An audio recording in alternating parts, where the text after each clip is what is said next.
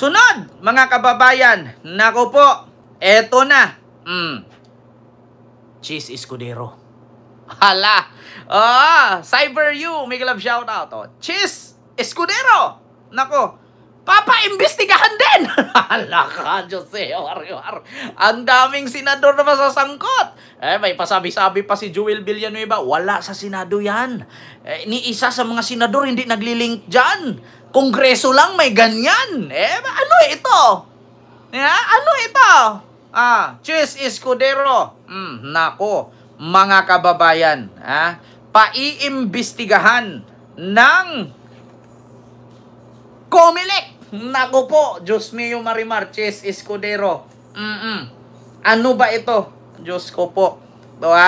Ito, totoo to mga kababayan, walang ano dito, kwento. Ito na.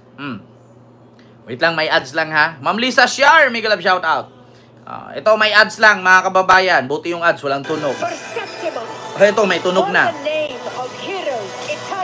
Hi, Diyos mio Marimar. Hindi pa masabi ng Comelec ang pananagutan ng umano'y mga politikong tumanggap ng donasyon mula sa mga contractor. Pero sino ba yung politiko na tumanggap ng donasyon? Di ba si Cheese Escudero, 30 million? Inamin naman niya na kaibigan niya. Noong 2022, nagbigay sa kanya hindi ko alam. Anong pangalan nung si Piliedo nun? Basta isa sa mga kontraktor doon. Comelec, iniimbestigahan ang mga kontratistang nagdonate sa ilang kandidato noong 2022. So, 4 pala na senador ito na nakatikim ng donasyon mula sa mga kontraktor. Ito, gusto ko lang linawin mga kababayan. Bakit nga ba nagbibigay ang mga kontraktor dito sa mga senador? Kasi ganito po yan. Bigyan ko kayo ng example. Kung ako si Kent Garcia, meron akong business, Tumblr. Tago natin kasi may pangalan Tumblr. Ngayon, kung ikaw, may-ari ka ng TV station, syempre marami kang viewers. So, magbibigay ako sa'yo ng pera para i-promote mo yung Tumblr ko. Para dumami ang sales ko, magbayad ako sa'yo. Ganon din ang kalabasan sa mga kontratista. Bakit? Para dumami ang project ko at hindi mablangko, every year may project ako, bigyan ko yung congressman, senador, o di kaya vice president o president, para, gusto mong patayo dyan, gawa natin tulay na 2 dangkal, 10 million. Gagawin ko yan. Di ba? Hati tayo. Halimbawa, ito Kent, contractor ka, di ba? Sige, gawaan mo ang Pilipinas ng stadium na mas malaki pa kay Kibuloy. Worth 8 billion yan. Hati tayo 4 billion lang. Yung 2 billion, tag 2 billion tayo. Yung 8 billion, 4 billion lang igastos mo, ikaw na bahala niyan. So, yung 4 billion, hatian natin, tag 2 billion tayo. Ako bahala sa'yo. Next year ulit, may panibago. Di ba? Ganon yung mga padulas ba? Parang seaman. Alam mo yung seaman? Hindi lahat po na nakapagtapos ng seaman or nautical ay nakakasampa agad sa barko. Yung iba, kailangan mo ng padulas. Para instead na panghuli ka sa pila, mauuna ka. Bakit? Kasi may padulas. Ganon yan. So ngayon mga kababayan, labag pala ito sa Comelec. Bakit nga ba? Kasi ayon sa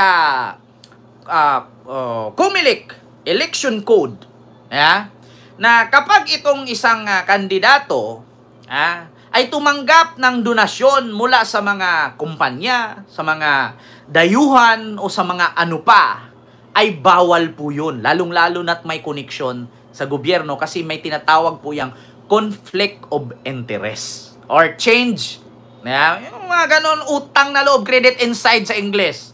Ito na. Pero pagtitiyak ni Chairman George Garcia, iniimbestigahan na nila ang issue. Narito ang agenda report ni Joe. Si Lubiano. Ilang kontratista ngayon ang mahigpit na iniimbestigahan ng Commission on Elections matapos pumutok ang kontrobersya na ang ilan palang government contractors donor ng ilang politiko. Ang mga kontratistang ito napag-alaman ng Comelec na nag-donate ng pera sa nasa 3 o 4 na mga senatorial candidates.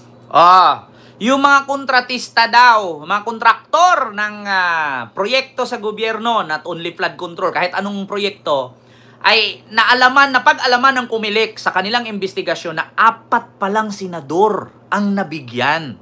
So nakita naman natin na si Chis Escudero yung unang sinabi ng Bilyonaryo News na tumanggap ng 30 o 35 million, correct me if I'm wrong, na bigay galing sa kay Lubiano, no? Itong isang kontraktor. At bukod kay Chis Escudero, mga kababayan, may 3 pa. So 4 pala sila. So sino kaya ito? Oy, mga senador, balato naman. Baka naman pang gasolina lang. Pang wifi lang. Oh, hina na ng internet ko. Hindi natin malalaman yung mga baho ninyo. Dunit-dunit din. Hindi yung bubulsa nyo lang. Mamigay na. Share your blessings. Di ba? Noong 2022. Initially, may nakita sila na maaaring hindi po kandidato, hindi po mga nakaupo na senador. Ang sabi natin, mga contributors, donors na mga kumandidato sa national position. At sinabi natin 3 hanggang 4 na mga kandidato yan na maaaring nakabenepisyo o nabigyan ng contribution ng mga campaign donors na mga kontraktor. Matatanda ang una ng umamin si Senate President Chis Escudero na tumanggap siya ng 30 million pesos worth of campaign donation kay Lawrence Lubiano. Nako! Si Lubiano ang may-ari ng Centerways Construction and Development Incorporated na may hawak ng majority of flood control projects sa probinsya ng Sorsogon. Iyan ang baluarte ng mga Escudero. Una nang nag-issue ng statement sa Lubiano at sinabing nagbigay sila ng donasyon kay Escudero dahil sa mahusay na track record dito sa public service. Pero ayon kay Comelec Chairman George Garcia, kung pagbabasehan ng Omnibus Election Code Section 95, donors daw ang may malinaw na paglabag sa batas. Ang liability ng politikong tumanggap hindi pa raw agad madedetermine ng komisyon at kailangan pang sumailalim sa masusing investigasyon. Sa provision ng Section 95, letter C ng Omnibus Election Code ay patungkol sa prohibited contribution. Ibig sabihin, ang pinagbabawal doon at ang pwedeng maparusahan ay yung mismong nagbigay na kontraktor na nangungontrata sa pamahalaan. Kung mismo yung binigyan na tumatakbo ay liable, hindi pa po namin yan nadidiscuss at wala pa po kami sa puntong yan. Hindi pa tinukoy ni Chairman Garcia kung sino ang mga kontraktor na nakitaan umano ng link sa ilang 2022 senatorial candidates. Patay! Paglilinaw niya, kailangan pang makitaan ng solid evidence kung talagang naimpluwensyahan ng isang donor ang mandato ng isang elected public official. Halimbawa na lang ay kung biglang dumami ang mga kontratang hawak nito matapos mahalal ang isang politiko. Dagdag pa ni Chairman Garcia, hindi limited ang kanilang investigasyon sa mga nanalo. Basta raw ay kumandidato, sakop ng kanilang jurisdiction. So ngayon mga kababayan, according kasi kay Romulo Macalintal, no, dating Attorney Romulo Macalintal, sabi niya, kung sakali man na napatunayan na isang politician ay tumanggap ng donasyon mula sa kontraktor ng gobyerno, ay maaari daw patawan ito ng 1 hanggang 6 na taon na pagkakakulong itong politician. At bukod doon, ito dahil matatanggal sa posisyon kung anuman ang kanyang posisyon, or halimbawa mayor siya, congressman siya, gobernur siya, or senador o president, vice president, no? Actually, ang president mahirap po kasi may immunity yan eh. Vice president, senador pababa. No, mula sa vice president pababa, may possibility na matanggal sa posisyon at makulong ng 1 hanggang 6 na taon. Kasi ito po ilabag sa Omnibus Election Code. Omnibus Election Code, no? Attorney kay patungkol kay Attorney Romulo Macalintal, or ibig sabihin disqualification. Oo, sabi ni Ma'am Zoe. So, yun po ha, mga kababayan, klaro po ba? Hindi po ba tayo choppy? So, klarong-klaro. Diba? Naku po, mga kababayan. Delicates ito. So, ito, sunod, mga kababayan. Ano yung sunod, Ken? Nako, eto pa.